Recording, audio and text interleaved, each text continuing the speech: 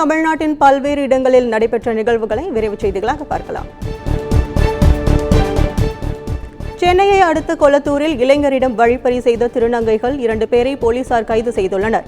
மணலி புதுநகர் பகுதியைச் சேர்ந்த அருண், ஜேம்ஸ் மற்றும் கௌதம் ஆகியோர் கடந்த 2 தினங்களுக்கு முன்பு அங்குள்ள உணவகத்திற்கு உணவருந்த சென்றுள்ளனர். அப்போது அங்கிருந்த திருநங்கைகள் அவர்களுக்கு ஆசீர்வாதம் செய்வதாக கூறி தனியே அழைத்து சென்று 8000 ரூபாய் பணத்தை பறித்து சென்றுள்ளனர். இதுகுறித்து அவர்கள் அளித்த புகாரின் பேரில் சிசிடிவி காட்சிகளை ஆய்வு செய்து வழிப்பறியில் ஈடுபட்ட ராயபுரம் பகுதியைச் சேர்ந்த திருநங்கைகள் 2 பேரை போலீசார் கைது செய்தனர்.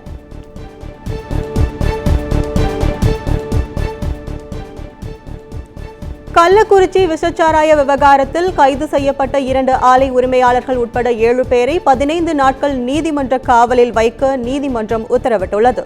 கள்ளக்குறிச்சி விஷச்சாராய விவகாரத்தில் இதுவரை 14 பேர் கைது செய்யப்பட்டு சிறையில் அடைக்கப்பட்டுள்ள நிலையில் சென்னையில் மெத்தனால் சப்ளை செய்த ஆலை உரிமையாளர்களான பென்சிலால், கௌதம் உட்பட 7 பேரை போலீசார் கைது செய்து கள்ளக்குறிச்சி 2வது குற்றவியல் நீதித்துறை நடுவர் நீதிமன்றத்தில் ஆஜர்படுத்தப்பட்டனர். 7 பேரையும் ஜூலை 8ஆம் தேதி வரை நீதிமன்ற காவலில் வைக்க நீதிபதி ஸ்ரீராம் உத்தரவிட்டார்.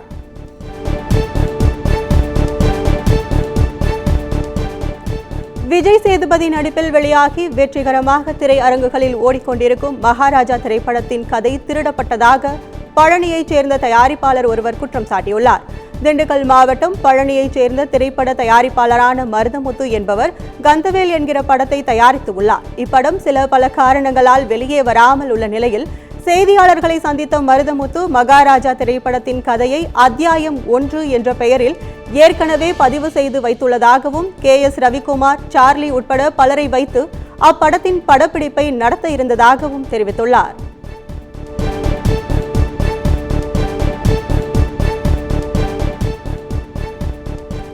உள்ளாட்சி தேர்தல் பணியின் போது மரணமடையும், காயமடையும் பணியாளர்களுக்கு வழங்கப்படும் இழப்பீட்டுத் தொகை உயர்த்தப்பட்டுள்ளதாக தமிழ்நாடு அரசு உத்தரவு பிறப்பித்துள்ளது.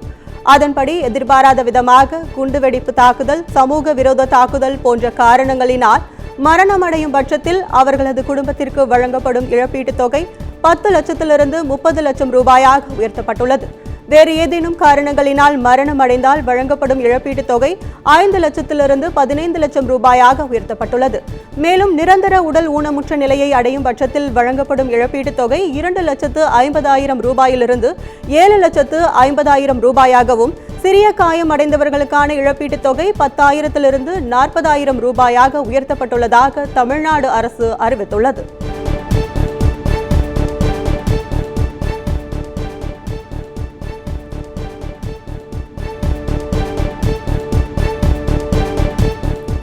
கள்ளக்குறிச்சி கள்ளச்சாராய சம்பவத்தில் முதலமைச்சர் MK ஸ்டாலின் ராஜினாமா செய்ய வேண்டும் என்றால் அதிமுக ஆட்சியில் எடப்பாடி பழனிசாமி எத்தனை முறை ராஜினாமா செய்திருக்க வேண்டும் என CBI மாநில செயலாளர் முத்தரசன் கேள்வி எழுப்பியுள்ளார்.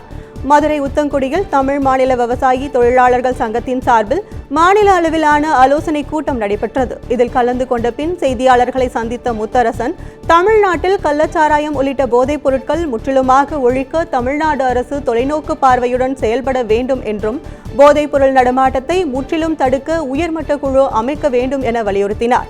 மேலும் கள்ளச்சாராய உயிரிழப்பு விவகாரத்தில் பாஜக ஆளுநரை சந்தித்து அரசியல் செய்து வருகிறது என்றும், எடப்பாடி பழனிசாமியும் அண்ணாமலையும் மலிவான அரசியலை செய்து வருவதாகவும் முத்தரசன் கூறியுள்ளார்.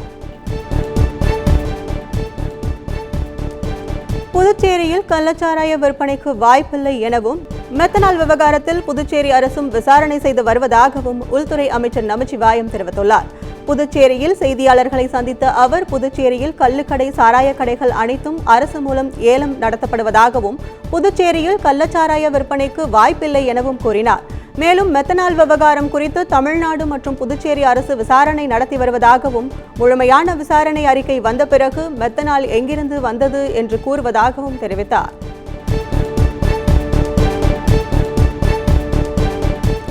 கள்ளக்குறிச்சி கள்ளச்சாராய உயிரிழப்பு குறித்து CBI அல்லது சிறப்பு புலனாய்வு குழு விசாரணைக்கு உத்தரவிடக் கோரிய மனு சென்னை உயர்நீதிமன்றத்தில் இன்று விசாரணை நடைபெறவுள்ளது.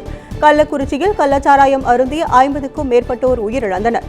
இச்சம்பவம் குறித்து CBCID போலீசார் விசாரணை செய்தால் நியாயமாக இருக்காது எனவும், சிபிஐ அல்லது சிறப்பு புலனாய்வு குழு விசாரணைக்கு உத்தரவிட வேண்டும் என பாமக வழக்கறிஞர் பாலு உயர்நீதிமன்றத்தில் மனு ஒன்றை தாக்கல் செய்தார். இந்நிலையில் இந்த மனு மீதான விசாரணை பொறுப்பு தலைமை நீதிபதி அமர்வில் இன்று நடைபெறவுள்ளது.